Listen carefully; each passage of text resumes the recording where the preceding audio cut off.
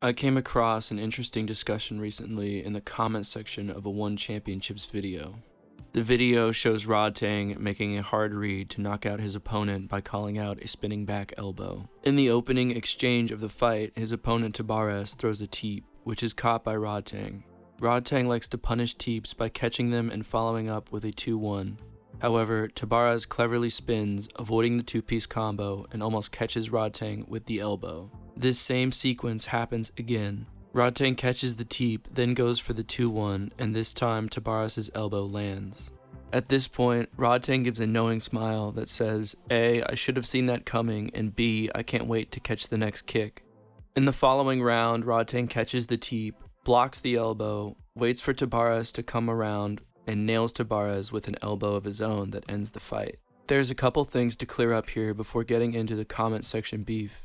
First, these sequences did not happen back to back to back as the video shows. Tabares has his teep caught 8 times by Rodtang throughout the fight. 8 fucking whiskey, sir. I couldn't stop at fucking 3 or 4 out of 8.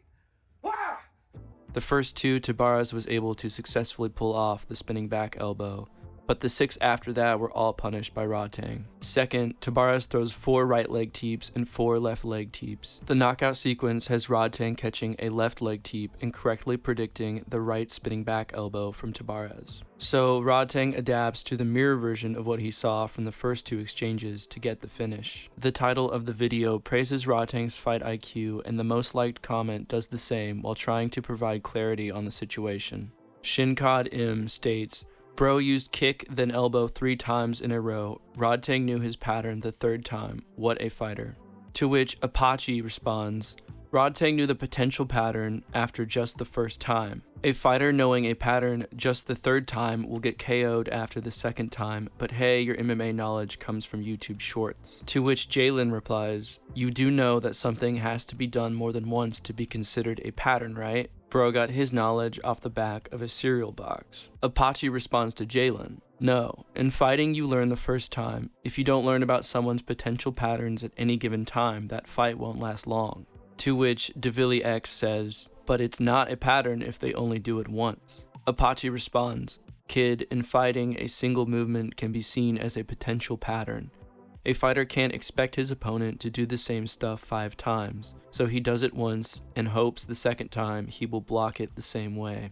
Devili X replies again saying, keyword there, potential. It's not yet a pattern. I know what you are trying to say, that once shows it as a potential option in the opponent's mind, but that's not the same thing as a pattern. And our battle plan will be that of an Apache resistance. I agree with Apache that Rodtang took note of the elbow the 1st time Tabares threw it, and therefore Rodtang should have been more cautious when catching the 2nd teep, as the 1st elbow from Tabares almost landed, which is why he gives that little smirk after the 2nd elbow lands. After being hit by the elbow in the 2nd exchange, Rodtang adapts in the following exchanges by throwing single punches to the body of Tabares, mostly liver shots, and gets a big punish largely due to Tabares being predictable with the teeps and using the same counter elbow a few more times. But by this point, the elbow is already a pattern. Clearly, those arguing with Apache are getting caught up in the semantics of the word pattern. However, Apache never uses the word pattern by itself, always saying potential pattern instead.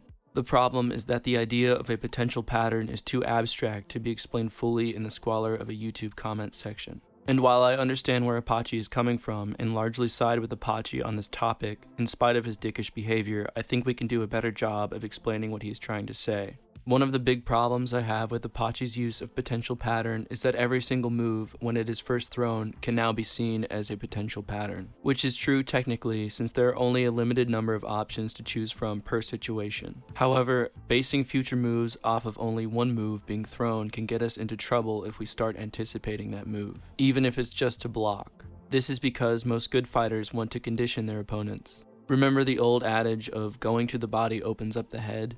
This works because targeting an opponent's body multiple times conditions them to block the body, so when he sees a punch coming after being hit by multiple body shots, he drops his guard to protect the body only to get hit in the head. Now imagine if he only got hit to the body once, called it a potential pattern, and dropped his hands on the 2nd punch, expecting it to target his body only to be hit in the head.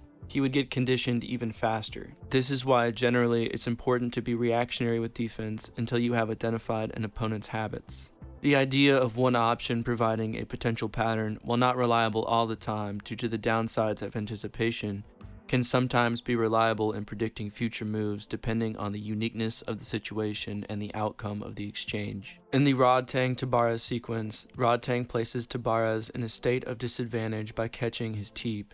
This disadvantaged state limits Tabárez's options. Rodtang simply goes to punish with a jab cross, but Tabárez, having studied Rodtang, prepared this exact elbow counter as he knew Rodtang's defense would be weak. Tabárez is predictable in the sense that he has a go-to option in a very specific state of disadvantage, and Rodtang is predictable in that he has a specific option in his advantage state. However, no one really won or lost the first exchange, as all shots were either blocked or missed. The second time, though, when Rodtang goes to punish the teep again, Tabárez wins the exchange from disadvantage using the same elbow. Tabárez is rewarded for his use of the elbow, while Rodtang is punished for going for his two-piece combo. Back to basic Pavlovian psychology. Since Tabárez is rewarded for his elbow, he is more likely to throw that same option should his teep be caught again. So, we can determine that because Tabárez, with limited options, throws a move that rewards him, the likelihood of that move repeating is very high. By that same token, as Rodtang is punished for his jab cross, he will be discouraged from repeating this option, and Rodtang does adapt by throwing a single punch instead of two,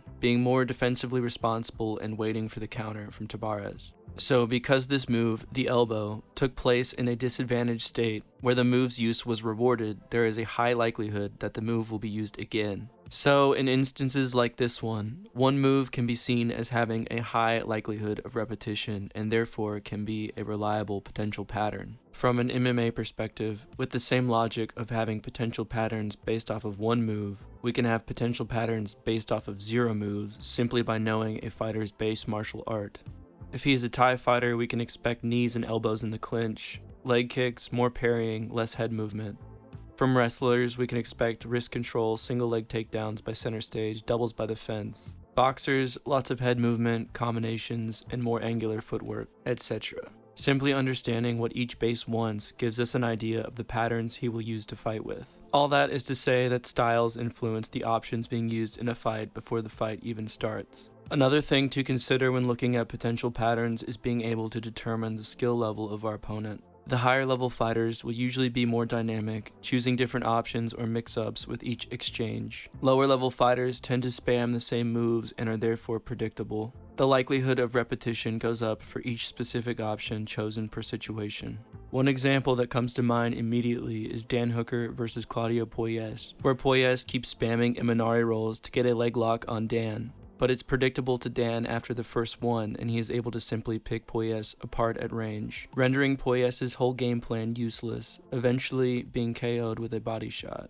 Tabárez is in a similar boat. While he abandons the spinning back elbow after being punished the third time he throws it, he does bring it back 2 more times and it leads to his downfall. Tabárez is simply unable to abandon the repetitions he has done in training.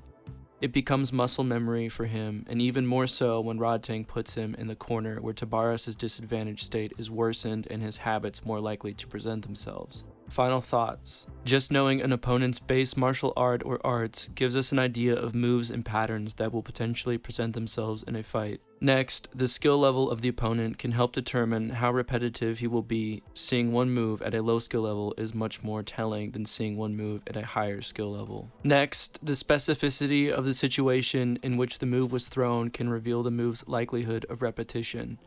A neutral state tends to present more difficulties for potential patterns, while a state of disadvantage can be more reliable for determining if a move will be reused after the first time. And lastly, the winner or loser of an exchange can also determine the likelihood of repetition. Moves that land will be more likely to repeat, and moves that are punished may be less likely to repeat, but this is not a hard rule. There are plenty of fighters who don't adapt when being punished at the top level. As Apache suggests, it is important to build a mental stack of all the options an opponent chooses throughout the fight. as one move will often occur again in similar situations. However, getting a read on just a single move, while not impossible, can be tricky unless it is used in a very specific situation with a specific outcome. That's why Rodtang only adapted after being hit by the second elbow instead of after the first elbow. Could he have adapted after the first elbow? Yes. But the potential pattern is much more difficult to adapt to than having a tangible one.